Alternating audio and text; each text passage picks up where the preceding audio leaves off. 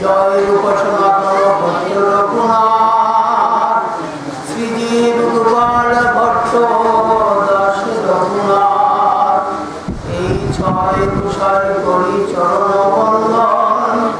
যা হইতে বিভিন্ন অনিষ্ট এই ছয় গোসাই যার সরদার সবার বদলে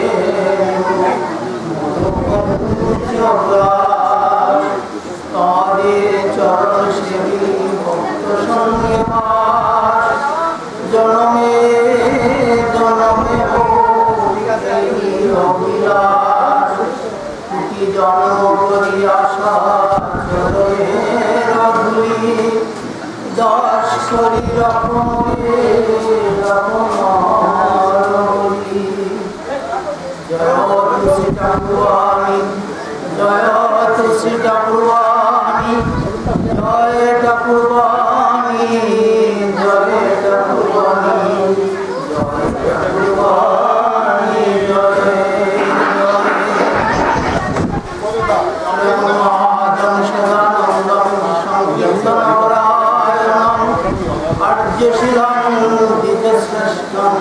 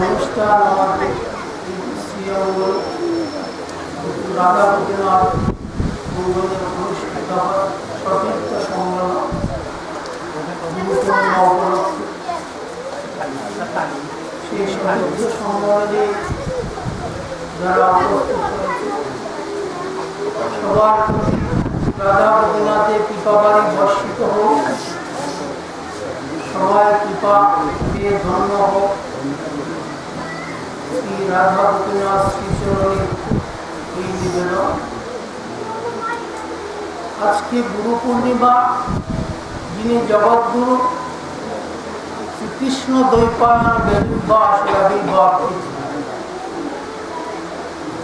প্রথমেই শ্রীকৃষ্ণ দ্বৈপায়ন বেদব্যাসের শ্রীচরণে আমরা সবার পক্ষ থেকে আমি শত শত কোটি দণ্ডবত নিবেদন করছি।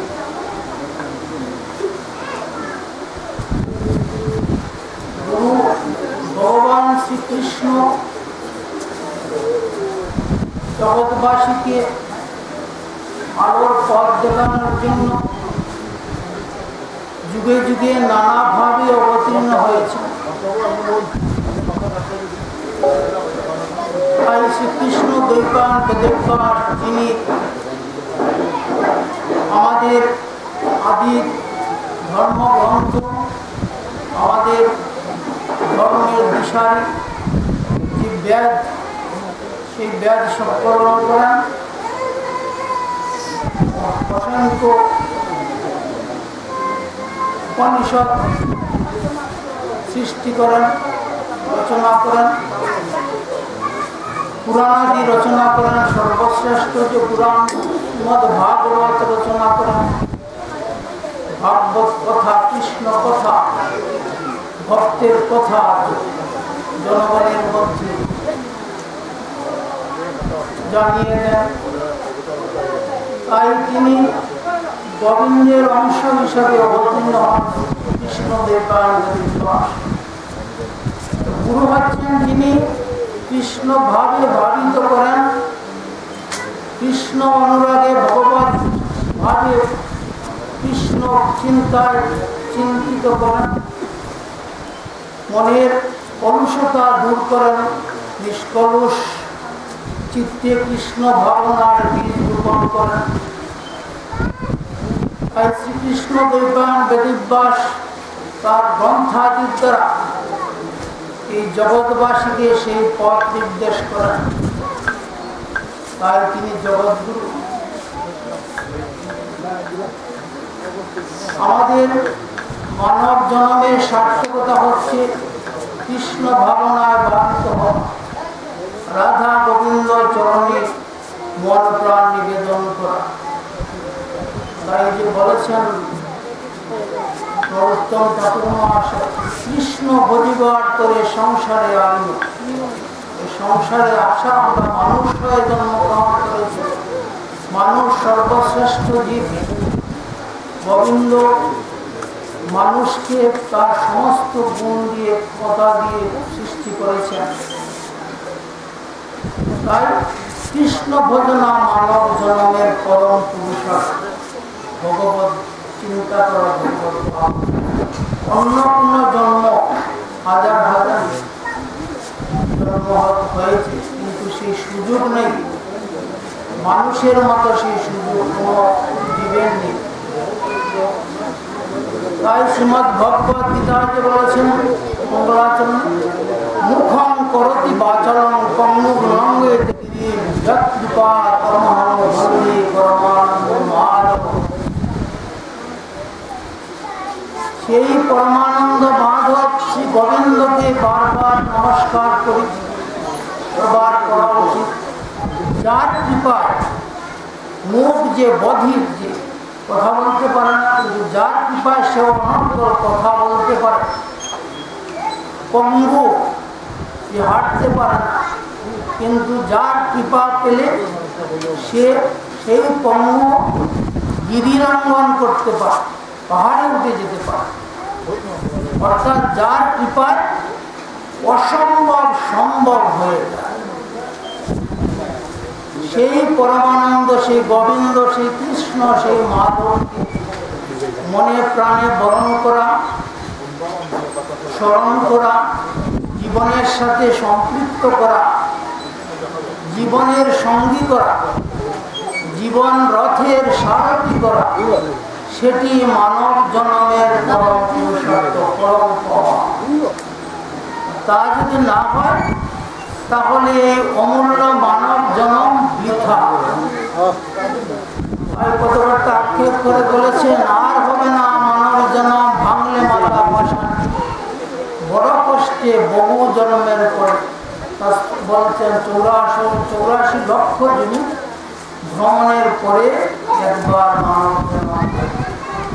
তাই সেটি অমূল্য, আর কখন হবে সেটি বলা যায় না।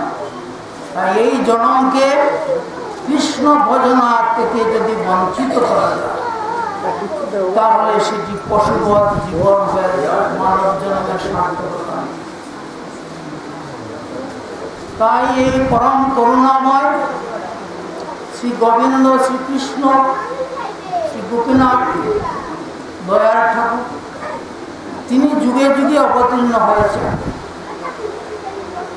অবতীর্ণ হয়ে এই জীবকেই পথ দেখিয়েছেন, আলোর সন্ধান দিয়েছেন, তার মুক্তির পথ দেখিয়েছেন, তার জীবনকে সার্থক করার পথ দেখিয়েছেন। তাই তাকে আমাদের জানা বোঝা অবশ্যই কর্তব্য। তাই সমস্ত শাস্ত্রের সার বলছেন সমর্পণ করা, আত্মসমর্পণ করা, তার প্রতি সমর্পণ করা, ভগবানের শরণাগত হওয়া। আর কি করা? ভগবানের প্রতি ভরসা করা, রাধা গোপীনাথের প্রতি ভরসা রাখা। ভরসা রাখতে গেলে প্রথমেই বিশ্বাস দরকার। গোবিন্দের প্রতি বিশ্বাস সাধারণ বিশ্বাস নয়, বলছেন সুদৃঢ় বিশ্বাস, যার মধ্যে কোনো খাদ নেই, কোনো সন্দেহ নেই যে তিনি আমার আপনার সবার জীবনের পরম পাওয়া। তিনি জগৎ এর সবার পিতা স্বরূপ, তার ইচ্ছায় জগৎ সৃষ্টি হয়েছে, তার ইচ্ছায় জীব সৃষ্টি হয়েছে, তার ইচ্ছায় জগৎ পরিচালিত হচ্ছে, তার ইচ্ছায় জগতের সবাই লালিত পালিত হচ্ছে। তিনি এক একভাবে কাজ করে যাচ্ছেন, তার বিভিন্ন রূপ, তার রূপের কোনো সীমা নেই। তিনি ব্রহ্মা বিষ্ণু মহেশ্বর হয়েছেন, 3 গুণাবতার। ব্রহ্মা হিসেবে তিনি সৃষ্টি করেছেন, আর এই বিষ্ণু হয়ে তিনি এই সৃষ্টির জীবের লালন পালন করে যাচ্ছেন, এখনো করে যাচ্ছেন। আবার তার ইচ্ছাই তিনি মহেশ্বরূপে ধ্বংস করেন। মহেশ্বরূপে ধ্বংস করেন, শুধু সৃষ্টি ধ্বংস নয়, তিনি জীবের পাপ তাপ এগুলোকে ধ্বংস করেন। ভগবত কৃপা হলে মহেশ্বরূপে জিনিসটি ধ্বংস করে দেন। আর যখন প্রলয় হবে তখন সেই জগৎ সৃষ্টিকে তিনি ধ্বংস করেন। তিনি লালন পালন করছেন, জীবের ভরণ পোষণ করছেন। সেটি আমাদের অবশ্যই বিশ্বাস রাখতে হবে। জগতে যা কিছু ঘটছে, যা কিছু ঘটেছে, যা কিছু ঘটবে, সবই কৃষ্ণ ইচ্ছা। কৃষ্ণ ইচ্ছা দ্বারা কিছুই হয় না। গাছের একটি পত্র নড়বে না, ভগবত ইচ্ছা না। তাই ভগবান জীবের প্রতি অতি দয়ালু। জীবের জন্য তিনি নানাভাবে আবির্ভূত হয়েছেন।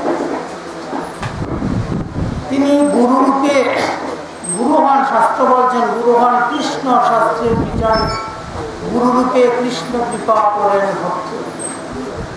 সেই কথাটি শাস্ত্রের কথা আমাদের বিশ্বাস। বিশ্বাস যদি প্রগাঢ় হয় তাহলে অবশ্যই ভগবত কৃপা লাভ হয়। তখনই ভরসা আসে যে আমি যখন বিশ্বাস করি, আপনি যখন বিশ্বাস করবেন যে গোবিন্দ সব কিছুর মূল, শ্রীকৃষ্ণ সব কিছুর মূল, আপনার আমার জীবনের সমস্ত কিছু মূলে শ্রী গোবিন্দ। তিনি ইচ্ছা করলেই সব কিছু করতে পারেন, তার আশীষেই সব কিছু হয়। তখন শ্রী গোবিন্দের প্রতি আসবে ভরসা। ভরসা, বিশ্বাস থেকে ভরসা। ভরসা যখন আসবে তখন তার প্রতি মন প্রাণ সমর্পিত হবে। বিশ্বাস সম্বন্ধে একটি কাহিনী, সম্বন্ধ কাহিনী, বিশ্বাসে কি হয় বলছি। এক ভক্ত, তিনি সংসারী, সংসার ধর্ম পালন করছেন, কিন্তু গুরু দীক্ষিত হয়েছেন, গুরু সেবার মধ্যে দেন করেন, আর ভগবত সেবায় নিয়োজিত আছেন। তার সংসারকেও তিনি তার সাধ্যমতো গোবিন্দ ভাবে ভাবিত করেছে। সেটি ধর্ম। আমরা গার্হস্থ্য জীবন পরিচালনা করছি। শ্রীমন মহাপ্রভু বলেছেন বা দেখিয়েছেন, গৃহস্থ বৈষ্ণব শ্রেষ্ঠ বৈষ্ণব। গীতাতেও বলেছেন শ্রী গোবিন্দ, গৃহে থেকে যে সন্ন্যাস করে সেই উত্তম সন্ন্যাস ত্যাগ করার কথা বলেন। এই গৃহের থেকে গোবিন্দ ভাবনায় গৃহটিকে ফুটিয়ে তোলা। গৃহের পুত্র কন্যা স্ত্রী সবারই তো সেটি প্রাকৃতিক কারণে হবে, সৃষ্টি হবে, সেটি সংসার। সেই সংসারকে যদি আমি সেই সংসারের প্রত্যেকটি একটি ফুল বাগানের মতো,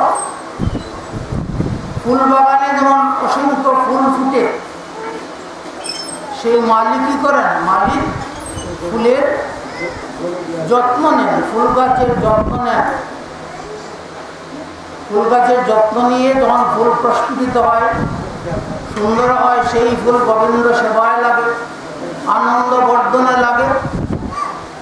তখন যিনি এই কাজ করেছেন, যিনি মালিক, তার মন প্রফুল্লিত হয়, তার সার্থকতা আসে।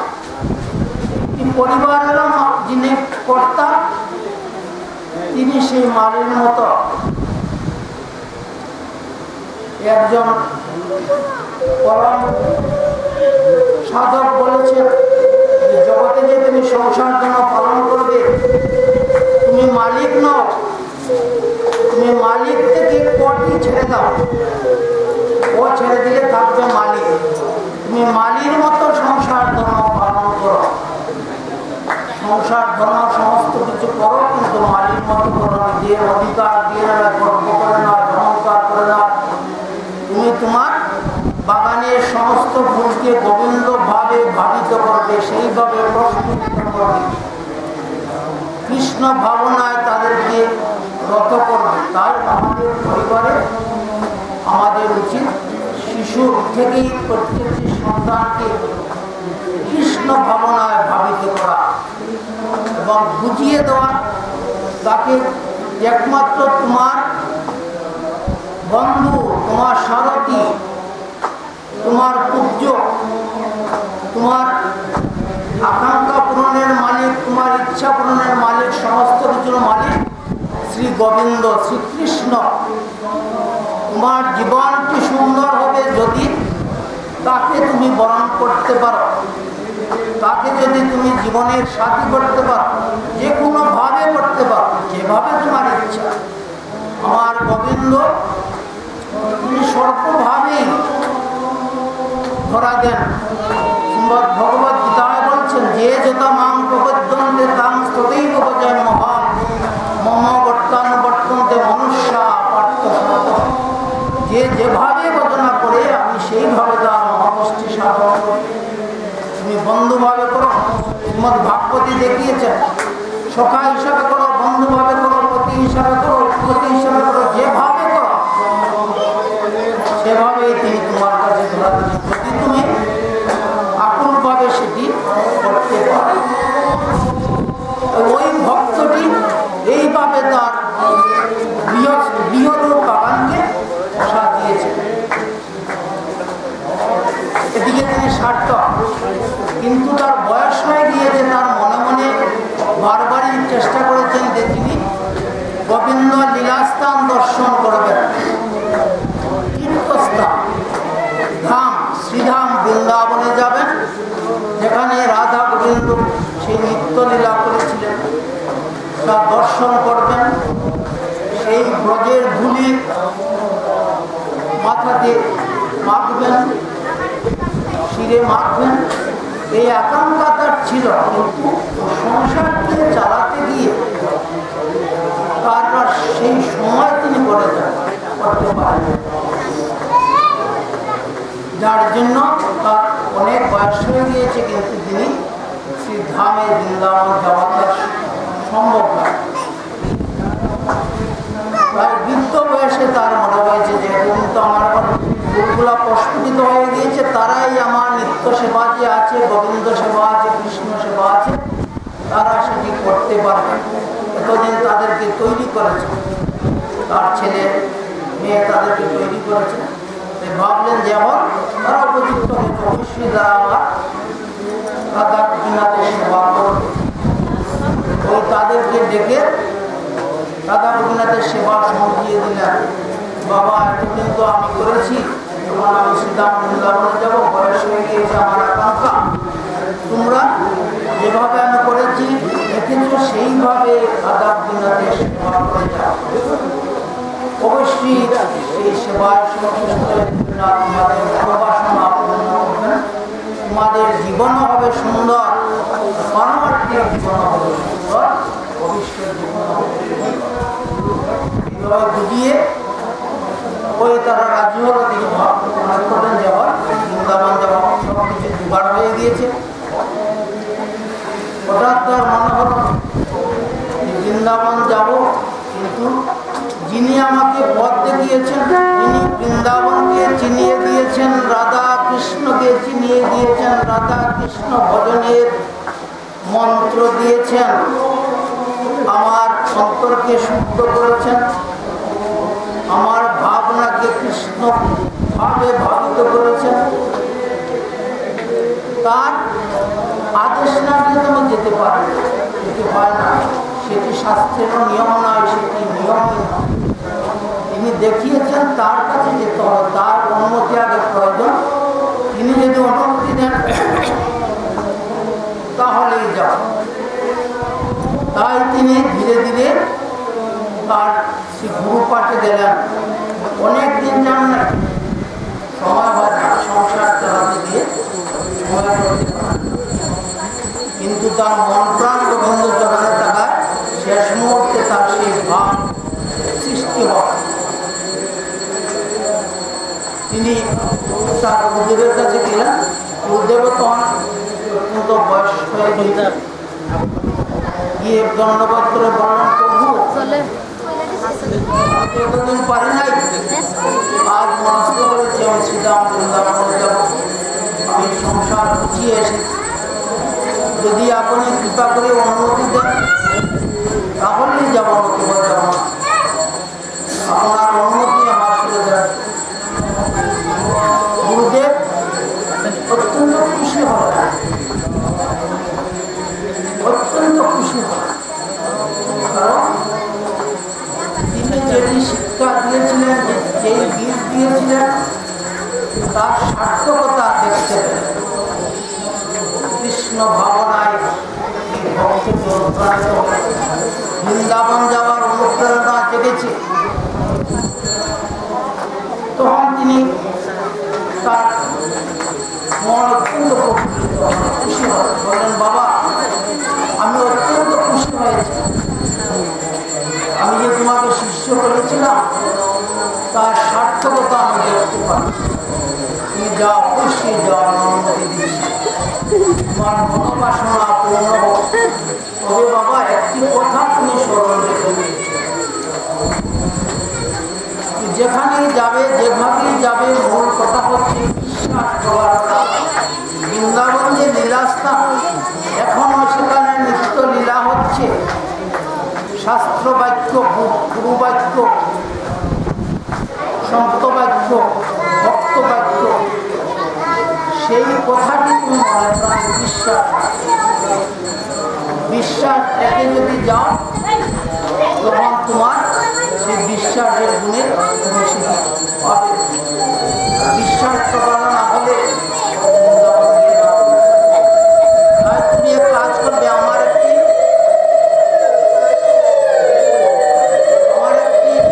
আদেশ আছে।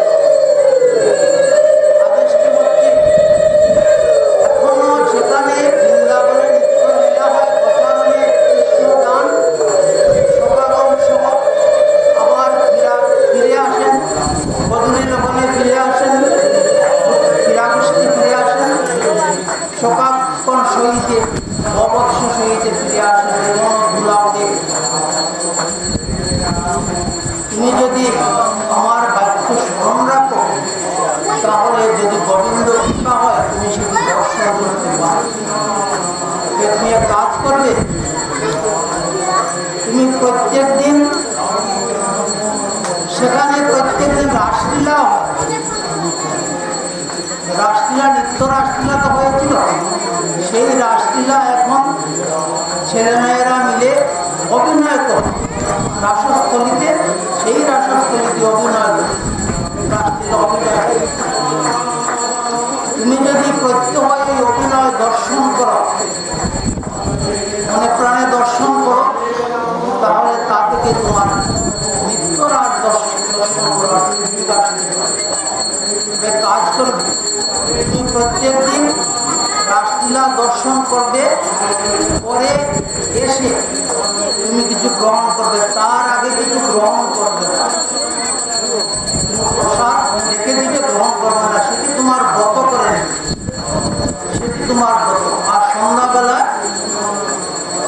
শৌচের সময় তুমি এই রাস্তার পাশে বসে থাকো, সকালবেলায় সেই রাস্তার পাশে বসে থাকো, যে রাস্তা দিয়ে পথ দিয়ে শ্রীকৃষ্ণ বলরাম সকাবংশ বৎস সব দিয়েছেন, কোনো যাচ্ছে এখন তো সব দেখছে না, সেই চামড়া চক্ষু সেটি দেখা যায় না, তুমি দিব্য চক্ষু লাভ করলে সেটি দেখতে পাবে। তাই তুমি আমার আদেশ হইল তুমি এটি দর্শন না করে কিন্তু গ্রহণ করো বলে তাকে বিদায় দিলেন।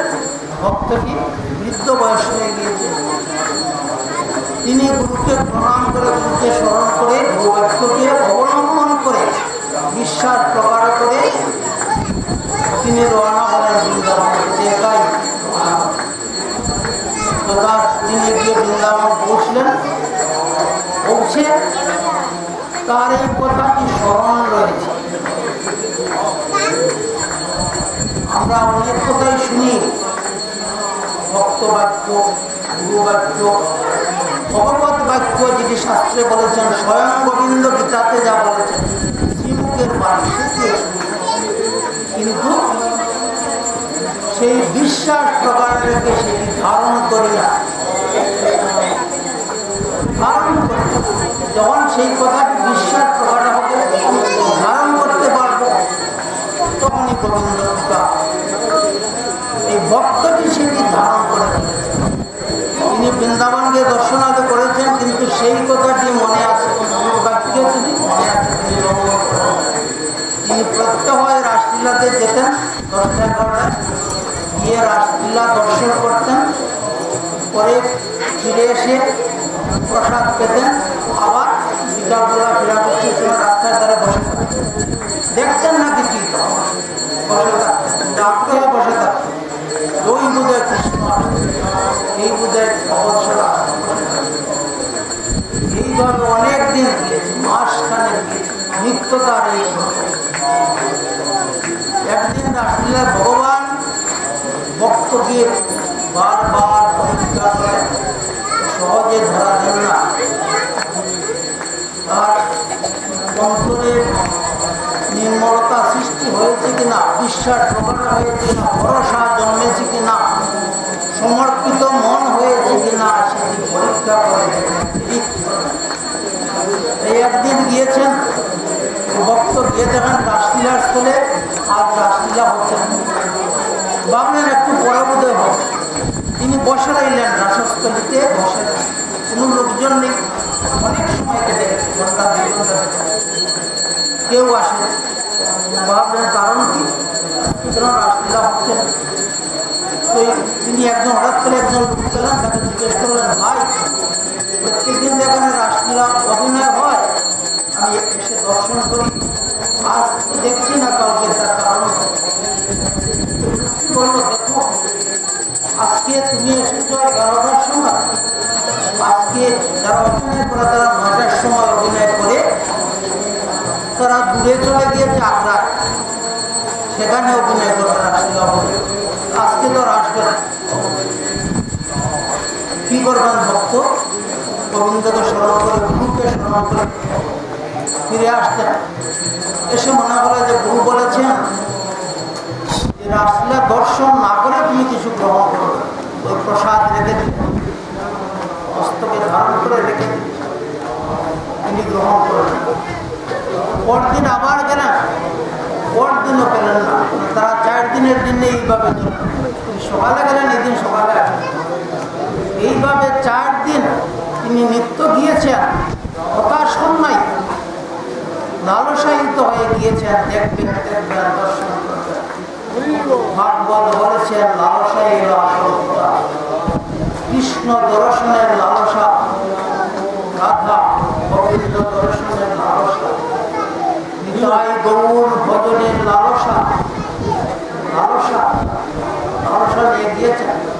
কিন্তু হাত ছাড়লে চলবে না, হাত ছাড়লে কষ্ট করে 4 দিন উপবাস, যেতে পারেন না, কষ্ট করে যান, তথাপি যান, এ বসে থাকেন, তারপরে যান, আসেন এবার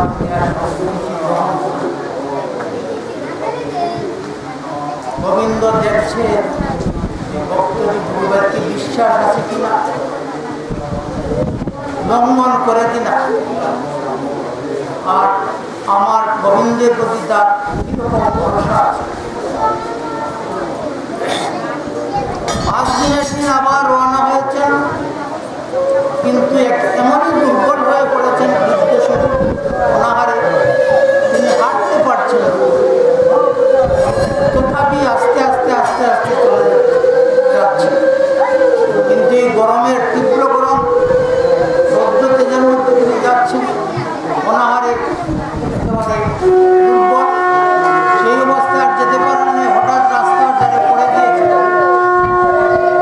রাস্তার ধারে পড়ে গিয়েছেন, বলছেন হে গুরুদেব, হে গুরুদেব, আমার আর দর্শন হলো না, আমি তোমার কথা রাখতে পারছি না, আমার জীবন যদি অবসান হয়ে যাবে, তুমি কৃপা করো। গুরুদেবকে স্মরণ করছেন, রাধা গোবিন্দকে স্মরণ করছেন, আমি নিত্য দর্শন করে গুরুরাজ্য ছিল, কিন্তু আমার এই পাপ দেহে, আমার পাপচক্ষুর মধ্যে তার দেখা সম্ভব নয়।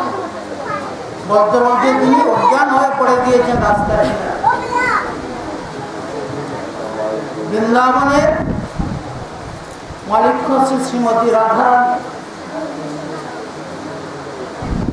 রাধারানী সবাইকে, বৃন্দাবনে যারা আছেন, ব্রজধাম যারা আছেন, সবার দেখাশোনা করে।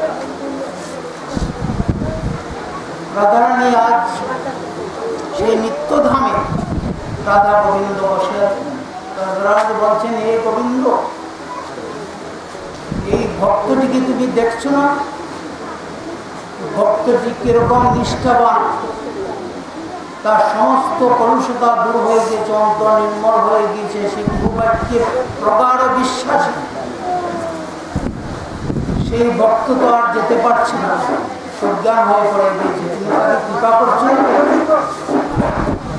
তাকে কৃপা করো, তাকে দর্শন দাও, আমি তো আর সহ্য করতে পারছি না। আমার এই ধামে কেউ অনাহারে প্রাণ যাবে, সেটি তো হতে পারে না, সেটি হতে পারে না। তুমি এর নিতে ব্যবস্থা করবে। রাধারানী শ্রী গোবিন্দ চরণে নিবেদন করছেন, এই প্রভু, তুমি ভক্তকে রক্ষা করো, তুমি তো ভক্তাধীন, তুমি তো ভক্ত বৎসল, তুমি তো ভক্ত বাঞ্ছা কল্পতরু, তুমি কেন এত নিষ্ঠুর হয়ে দর্শন দাও? আমার গোবিন্দ বলছেন, দেবী অবশ্যই দেব, সময় হলে দেব, তোমার সময় হবে। রাধারানী বলছে, না না, আমি আর সহ্য করতে পারছি, তুমি যাও না যাও, আমি কিন্তু এই ভক্তদের জন্য অনেক দ্রব্যাদি নিয়ে যাও, প্রসাদ নিয়ে যাও। গোবিন্দ বলছি, যাও, তুমি ইচ্ছা দেওয়া তুমি যাও, আমি যথাসময়ে আসবো। ওই রাধারানী ছদ্মবেশ ধারণ করে একটি এই ব্রজধামের মহিলার বেশ ধারণ করে তিনি অনেক ফল মূল, তারপরে মিষ্টি, দই, ছানা, এগুলা নিয়ে নিত্যধামের অপূর্ব জিনিস নিয়ে এসে সে পড়ে আছে, বৃদ্ধটি পড়ে আছেন, ভক্ত। রাধারানী এসে স্পর্শ করেছেন, যেমনি অমনি তার সমস্ত বেদনা, শারীরিক যে বেদনা ছিল, শারীরিক যে অসুবিধা ছিল, সেটি সেরে গেছে। তিনি চোখ খুলেছেন, খুলে গেলেন একজন মহিলা। রাধারানী বলছেন, পরিচয় দেন, বলছেন, আমি অনেকক্ষণ যাবৎ দেখছি তুমি পড়ে আছো, তুমি উঠো, আমি এই বৃন্দাবনেরই একজন ভক্ত। আমি তোমার জন্য অনেক কিছু প্রসাদ নিয়ে এসেছি, তুমি সেটি গ্রহণ করো। তোমাকে দেখে মনে হচ্ছে তুমি হৃদয় কাতর হয়ে পড়ে আছো, তুমি সেটি গ্রহণ করো, আমি তোমার জন্য নিয়ে এসেছি, গ্রহণ যদি করো আমি খুব খুশি হব। ভক্তটি বলছেন, বলছেন, আপনি যে এত কষ্ট করে নিয়ে এসেছেন তার জন্য আমি অত্যন্ত আনন্দিত, অত্যন্ত সুখী, কিন্তু আমার একটি নিবেদন আছে, আমি যদি এখন সেটি গ্রহণ করি তাহলে আমার গুরুবাক্য লঙ্ঘিত হবে। গুরুবাক্য যদি লঙ্ঘন হয় তাহলে তো আমার কি কিছুই হবে না, কোনো ভজন হবে না। যদি রুষ্ট হয়ে যান তাহলে রাধা গোবিন্দ কৃপা করবেন না। তাই আপনি আমাকে ক্ষমা করুন, আপনি গ্রহণ করতে পারেন। কয়েকবার রাধারানী বলছেন তিনি গ্রহণ করছেন, আর আরো দুর্বল হয়ে পড়ছে। এই অবস্থায় যখন হঠাৎ করে গোবিন্দ আর থাকতে পারলেন, জানলেন যে রাধারানী দিচ্ছেন কিন্তু গ্রহণ করছেন। গোবিন্দ হঠাৎ করে সেখানে চলে আসলেন। চলে এসে ওই তিনি আবার বললেন, দেখো আমি তোমার জন্য নিয়ে ছদ্মবেশে গেলাম, একজন সন্ন্যাসীর বেশে গেল। বললেন, দেখো বাবা, তোমার জন্য আমি অনেক প্রসাদ নিয়েছি, এসেছি, তুমি সেটি গ্রহণ করো। একই কথা বললেন যে আমার গুরুবাক্যের অঙ্কিত হয়ে যাবে, আমি সেটি গ্রহণ করতে পারি না, আমার মস্তকে স্পর্শ করছি, গ্রহণ করতে পারছি, ক্ষমা করবেন না। যখন পরীক্ষা উত্তীর্ণ হয়ে গেলেন, দেখলেন যে এই প্রকার বিশ্বাস গোবিন্দ খুশি হয়, যে তার প্রকার বিশ্বাসে প্রায় কৃষ্ণ তর্কে বহু বিশ্বাস। ওই হঠাৎ করে শ্রী রাধা গোপীনাথ, শ্রী রাধা কৃষ্ণ যুগল মূর্তি হয়ে তার সামনে উপস্থিত করা নিত্যধামের সেই মূর্তি হয়ে উপস্থিত হলেন। ভক্তটি চোখ খুলছেন, দেখছেন না, যেমন অর্জুন দেখতে পাচ্ছিলেন না বিশ্বরূপ। ভগবান বলছেন, অর্জুন দেখো দেখো। অর্জুন বলছেন, প্রভু আমি তো দেখছি না।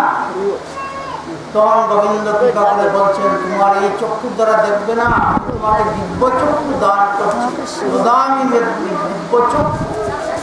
দিব্য চক্ষু স্পর্শ করে যখন দান করলেন, তখন অর্জুন দেখলেন, আজ এই ভক্তটিও দেখছেন। তখন গোবিন্দ বলছেন, তোমার সার্থক হয়েছে, তোমার ভক্তিতে আমি কৃত হয়েছি, তোমার সার্থকে দর্শন করবে। ওই স্পর্শ করলেন, গোবিন্দ স্পর্শ করলেন, তোমাকে দিব্যচক্ষু দিচ্ছি, তুমি দর্শন। ওই দিব্যচক্ষু পেয়ে সেই ভক্ত দেখেন সামনে রাধা কৃষ্ণ যুগল রূপে আবির্ভূত হয়েছে। ভক্তটি বললেন, হে গোবিন্দ, হে কৃষ্ণ, হে রাধারানী, আমার তো সার্থক হয়েছে, আমার গুরু বাক্যে আমার সার্থক হয়েছে। তবে আমি তো নিত্য রাসলীলা দর্শন করি, আমার গুরু বাক্য ছিল তুমি নিত্য রাসলীলা দর্শন করবে, নতুবা কিছু পাবে না। আমি তো রাসলীলা দর্শন না করে এখনো কিছু পেতে পারবো না। যদি কৃপা করে আমাকে নিত্য রাসলীলা দর্শন দান করে। গোবিন্দ বললেন, অবশ্যই তোমার মনোবাসনা পূর্ণ। ওই দেখতে দেখতে সখীগণ সহ সেই নিত্য রাসলীলা তার সামনে উপস্থিত হয়ে গেল। সখীগণ সহ রাসলীলা উপস্থিত হয়ে গেল।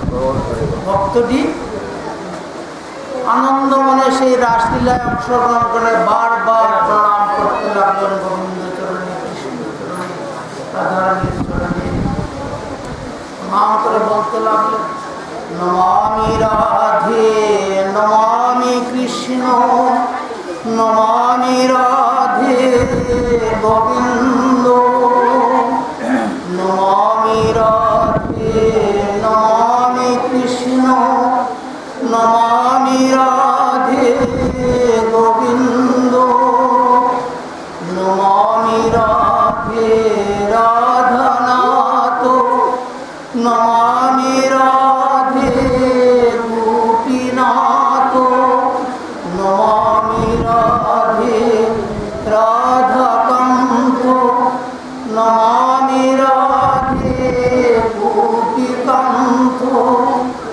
নমামি রাধে নমামি কৃষ্ণ নমামি রাধে গোবিন্দ রাধে রাধে গোবিন্দ রাধে রাধে গোবিন্দ রাধে রাধে গোবিন্দ।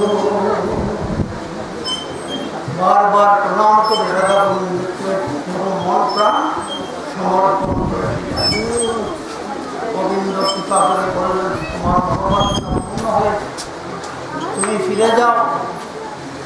যে সংসারটি তুমি প্রস্ফুটিত করেছো তাতেও আমি খুশি হয়েছি, তারা নিত্য সেবা করছে।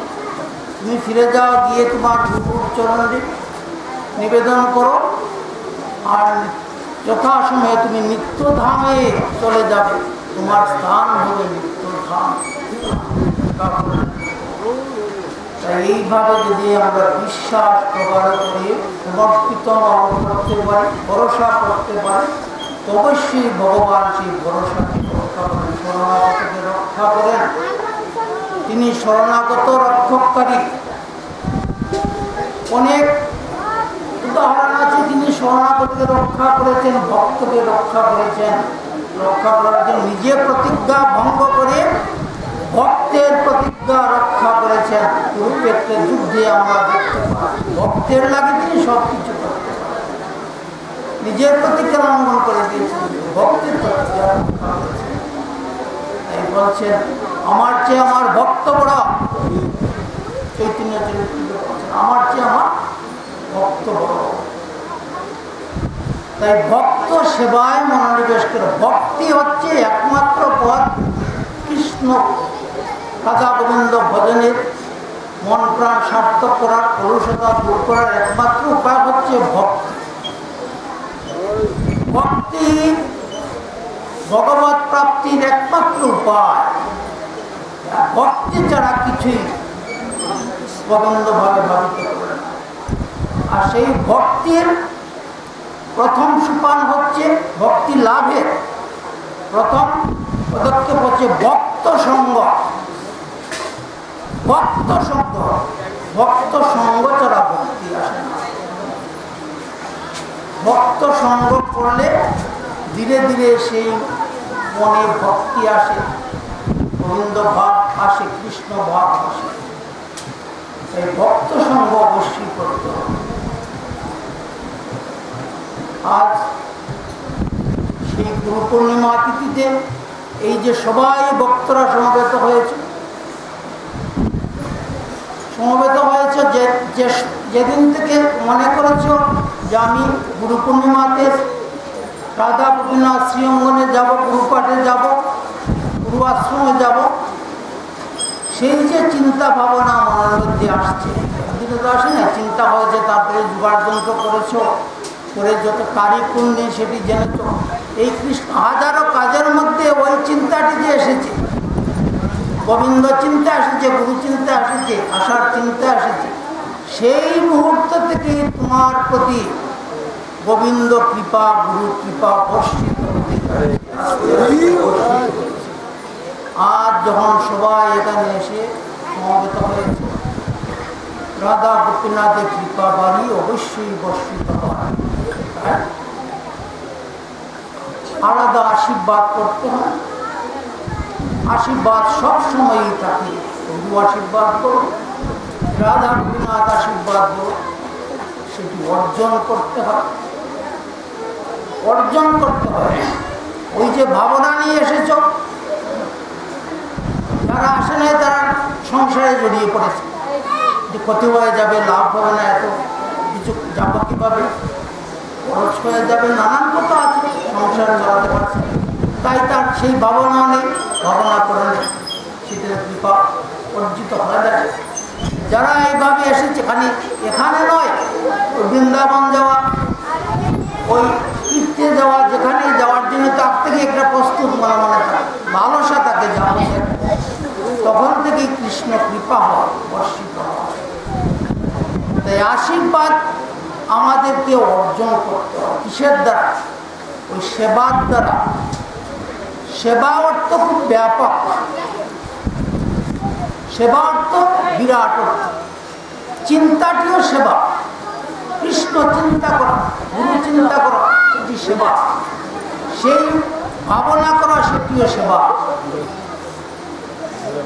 সেই ভগবানের আদেশ পালন করা, গুরুবাক্য পালন করা, সেটি সেবা। আর নিত্য সেবা তো আছেই। সেবা হচ্ছে যে কাজের দ্বারা সন্তুষ্টি বিদিত হয়, কৃষ্ণ সন্তুষ্টি বিদিত হয়, ভগবানের সন্তুষ্টি বিদিত হয়। ভগবান সন্তুষ্ট হন আমার আপনার যে কাজের দ্বারা, যে চিন্তার দ্বারা, যে ভাবনার দ্বারা, যে অনুপ্রেরণার দ্বারা, সেটি সেবা, সেটি সেবা। ওই যে ভাবনার দ্বারা আমরা নিত্য সেবা করি, তুলসী ফুল তুলসী দিয়ে ভগবানের নিত্য সেবা করা, কিন্তু তার মনে মনে আগেই চিন্তা থেকে ভাবনা থেকে সেবা করব, এই সেটিও সেবা। গুরু বাক্য পালন করা গুরু সেবার সমতুল্য। ভগবত বাক্য, গীতার বাক্য, ভাগবতের বাক্য পালন করাও সেবা, পালন না করলে সেবা। তাই সেবা ব্যাপক, তাই সেটি নিজে করলে তোমার সেবার থেকে আপনা আপনি আশীর্বাদ বর্ষিত হয়। যেমন পিতার সেবা, মায়ের সেবা, সেটি জীবের কর্তব্য, প্রথম গুরু।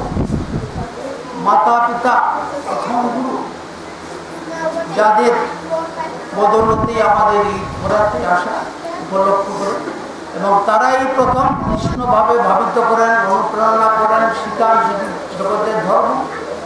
তাই তিনি গুরুস্বরূপ। গুরু যে কৃষ্ণ তত্ত্ববেত্তা, যিনি কৃষ্ণ তত্ত্ববেত্তা, তিনি আমার মা আমাকে বলেছেন, ঘুম থেকে উঠে তুমি প্রথম গোবিন্দকে ভক্তি করবে, বলেছেন না? বললেও সবাই বলতে হবে, শিশুকে শিক্ষা দিতে হবে। ঘুম থেকে উঠেই তোমার প্রথম কাজ হচ্ছে তুমি গোবিন্দকে স্মরণ করে তাকে ভক্তি করা, পরে তোমার জীবন শুরু করা। তারপর যে কাজ তুমি করো, সব কাজে তুমি গোবিন্দকে স্মরণ, পড়াশোনা করো তো কৃষ্ণকে স্মরণ করে করো, তুমি কাজ কারবার করো গোবিন্দকে স্মরণ করো। এই বলছেন কতকর্তা, কৃষ্ণ কৃষ্ণ কৃষ্ণ বলে ভরুপ্রেতের জীবন, কৃষ্ণ কৃষ্ণ কৃষ্ণ বলে সব কাজে দে মন। সব কাজই করবে, কিন্তু গোবিন্দকে স্মরণ করে করবে, ভগবানকে স্মরণ করে, সেটি সেবা। স্মরণ করলেই গোবিন্দ খুশি হবেন, খুশি হলেই সেবা।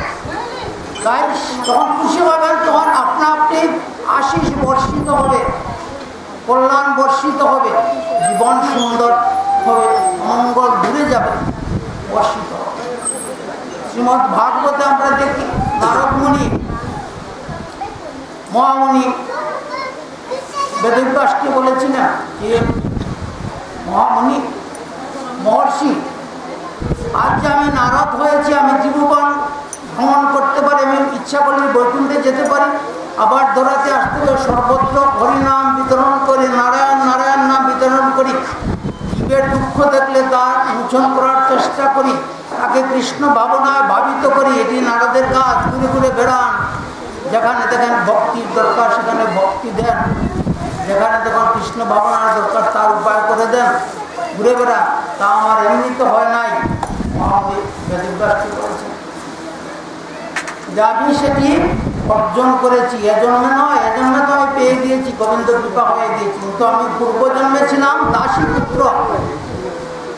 সেই দাসী পুত্র সে থাকা অবস্থায় আমি সেই ভক্তি লাভ করেছি। কিভাবে যদি কৃপা করে একটু বলেন। তখন দেবর্ষি নারদ বলছে, দেখুন প্রভু, আমি পূর্বজন্মে এক দাসী পুত্র ছিলাম।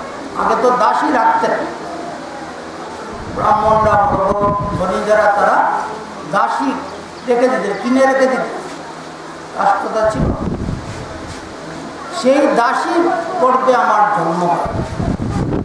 দাসীর কাজ হচ্ছে যে তার প্রভু তার আজ্ঞা করা, তার কথা তার সেবা করা, সেটি তো দাসী।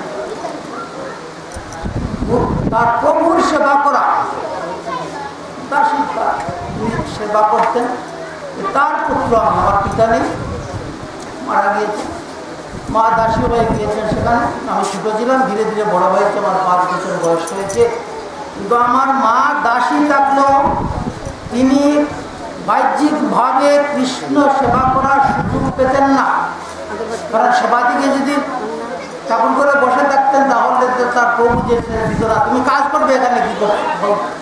কিন্তু মনে মনে তিনি সেবা করতেন, সমস্ত কাজ প্রভু করতেন, আর গোবিন্দ ভাবনা করতেন, মনে মনে করতেন, মনে মনে সেবা করে যাচ্ছেন। সেটি বলছেন, শাস্ত্র বলছেন মানস পূজা। মানস পূজা বাচিক তপস্যা, গীতায় বলছে বচনেও তপস্যা হয়। যদি বচনের মধ্যে কৃষ্ণ নাম আসে, হরি নাম আসে, হরে কৃষ্ণ নাম যদি আসে, 10 কথার মাঝে একবার যদি কৃষ্ণ নাম কিন্তু উচ্চারিত হয়, সেটি বাচিক তপস্যা, সেটি তপস্যা বচনের দ্বারা তপস্যা। মানসিক তপস্যা, মনে মনে সেবা করে পারছি না, এইভাবে অনেক পরিবারে আছেন যারা পারছেন না, তার পারিপার্শ্বিক অবস্থা অনুকূলে নয়, তার মনে ভক্তি আছে, হয় বধূর ভক্তি আছে, তিনি বাপের বাড়িতে কৃষ্ণ ভজনা করেছেন, কিন্তু স্বামীর বাড়ি এসে দেখছেন উল্টো, সেখানে সেই অবস্থা নেই। কিন্তু তিনি হাল ছেড়ে দিলে চলবে না, তিনি যদি মনে মনে করবেন, মনে মনে সেবা করে যেতে পারবেন। ওই স্ত্রীলোকটি তো একেবারে অসহায়, দাসী, তাই তো পারে না, কিন্তু মনে মনে সে সব সময় গোবিন্দকে স্মরণ করে, সব কাজকর্ম করে কিন্তু স্মরণ করে। তাই তখন 5 বছর আমার বড় বয়স হয়ে গিয়েছিল, তখন মা চিন্তা করলেন যে এইখানে যদি আমার ছেলেটি থাকে তাহলে তার মানব জন্ম সার্থক হবে না, সে কৃষ্ণ ভাবনায় ভাবিত হবে না, কৃষ্ণ নাম জানবে না, কৃষ্ণ প্রেম সে পাবে না, ভক্ত সঙ্গ না হলে তো সেটি হবে না, সেখানে থেকে তো ভক্ত সঙ্গ নেই। তাই আমার মা চিন্তা করলেন যে তাকে আমি অন্যত্র দিব। তখন সেখানে বর্ষার সময় 4 মাস আমি যেখানে থাকতাম তার কাছেই মুনি ঋষিরা আসতেন, প্রত্যেক বছর আসতেন, এসে সেখানে থাকতেন, থেকে তারা সেবা করতেন। মুনি ঋষিরা তাদের তো কাজই হচ্ছে ভগবত সেবা করার, নানাভাব পরম ভক্ত। তাই সেখানে তারা 4 মাস থেকে গোবিন্দ সেবা, পূজা অর্চনা, নিত্য সেবা নিত্যভাবে করে যেত। এবং মা সেটি জানিয়েছেন, জেনে ভাবলেন যে আমাকে যদি তাদের কাছে দিতে পারেন তাহলে আমার ছেলেটি কৃষ্ণ জানবে, কৃষ্ণ বুঝবে, গোবিন্দ বুঝবে, তার জীবনকে সার্থক করতে পারবে। তাই আমার মা একদিন আমাকে নিয়ে গেলেন, সেখানে গিয়ে ওই মুনি ঋষিদের কাছে দণ্ডবোধ করে এই নিবেদন জানালেন যে আমি ইচ্ছা করছি আমার ছেলেটিকে আপনাদের আশ্রমে দিব, সে আপনাদের আজ্ঞা হয়ে থাকবে, আপনারা যা বলবেন সেটি করবে, যা যেটি পারে সে করবে, ছেলেটি খুব ভালো, অবশ্যই করবে। এবং মুনি ঋষিরা বললেন যে আমরা তো এখানে বেশি দিন নয়, 4 মাস আছি, তা যদি তোমার ভরসা থাকে, ইচ্ছা হয়, তাহলে তোমার ছেলেটিকে দিতে পারবে। ওই আমার মা কি করলেন, ওই তাদের কাছে আমাকে দেখতে আসলেন, তিনি চলে আসলেন তার প্রভুর ঘরে আমাকে দেখতে আসলেন। আমি মার কথা রক্ষা করা এবং মায়ের গুণে আমার মধ্যে ওই ভক্তির বীজ রূপিত হয়ে গিয়েছিল 5 বছর। মায়ের গুণ ছেলের মেয়েরা পায়, 90%-এরও বেশি পায়। তো মা যদি ভক্তিমতী হন, অবশ্যই ছেলে মেয়ে অবশ্যই সেই গুণ পাবে। মা যদি কৃষ্ণ ভাবনা থাকে, মনে থাকে, পরিবার যদি হয় তাহলে দেখাতে গেল। তাই নারদ মুনি বলছেন আমার মনেও সেইটি রূপিত হয়ে গিয়েছিল, তাই আমি এই সুযোগ পেয়ে আমি অবহেলা করিনি। আমি মনে প্রাণে শ্রদ্ধা সহকারে তাদেরকে ভক্তি প্রণতি করি এবং তারা যে আদেশ করতেন সেটি আমি মনে প্রাণে পালন করতাম। তারা তো আমাকে বড় আদেশ করতেন না, যেটি আমি করতে পারি সেটি করতেন।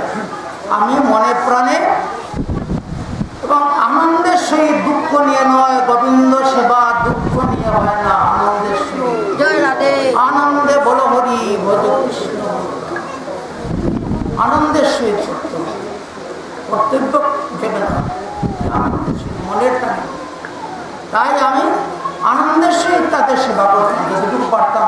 তারা যখন যে নির্দেশ দিন এটি আনো সেটি আনো বলতেন, ধীরে ধীরে তাদের জ্বলান্ত খাওয়া দাওয়ার জ্বলান্তাম, কিছু কিছু কথা আমি দেখতাম। তারপরে ধীরে ধীরে বললেন যে তুমি তুলসীপত্র চয়ন করো, তাও করতাম।